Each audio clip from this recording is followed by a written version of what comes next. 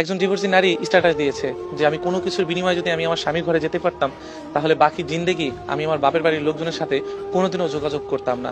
একজন মেয়ে যখন এই কথা বলে, অনেক সময় কি জানেন যে একজন পুরুষ সারাদিন কষ্ট করে এসে তখন চাই যে তার বউর মুখে হয়তো ভালো দুটো কথা শুনি, কিংবা আমার বউকে নিয়ে ভালো থাকি। একজন পুরুষ এটাই চাই জানেন, যে বিয়ে করার পরে আমার বাবা মাকে নিয়ে এবং সংসারটা সুন্দর থাকুক।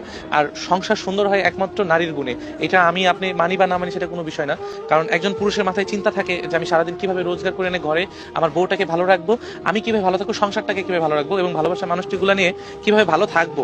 এই চিন্তা করে একজন পুরুষ সারাদিন কষ্ট করে যখন ঘরে ফিরে তখন যদি দেখে বাসায় অশান্তি বা বউর বাপের বাড়ির কারণে বউ অশান্তি করতেছে, তখন এই জিনিসটা খুবই খুবই দুঃখজনক। এমন কিন্তু সংসার অনেক হয়ে থাকে যে অনেক মেয়েরা না বাপের বাড়ির কথা শুনে না, যে স্বামীর সংসারে অশান্তি করে, স্বামীর বাবা মাকে ভালোবাসতে চায় না, অনেক ধরনের অশান্তি সৃষ্টি করে।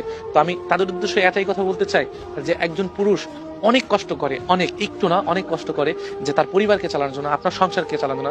আচ্ছা, আপনি যেই পুরুষের ঘর করতেছেন একটা জিনিস চিন্তা করে দেখেন তো, যে আপনার বাবাও তো যখন নতুন বিয়ে করে ঘরে এসেছিল আপনার মা, আপনার বাবাও সেই সংসারের জন্য কত দিন রাত পরিশ্রম করেছে।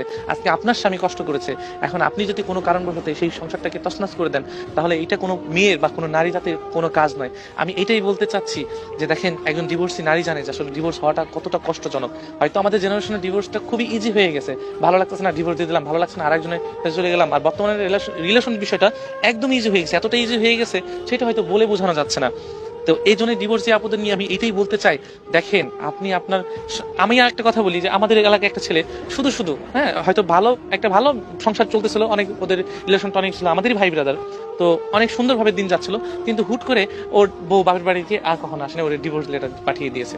তো যারা বাপের বাড়ির কথা শুনে স্বামীকে অশান্তি করেন, সংসারে অশান্তি করেন, ডিভোর্স দেন, তারা একটু চিন্তা ভাবনা করে দেখবেন যে মানুষটা আমার জন্য কষ্ট করছে, যে মানুষটা আমাকে ভালোবাসে, সেই মানুষটাকে আমি কিভাবে ঠকাই, সেই মানুষটার জন্য অশান্তি আমি কিভাবে করি। তো এই মেয়েগুলো না সহজে বুঝতেছে না। আপনি বুঝবেন কখন জানেন, যখন আপনি একাকিত্ব ভোগ করবেন তখন আপনি বুঝবেন।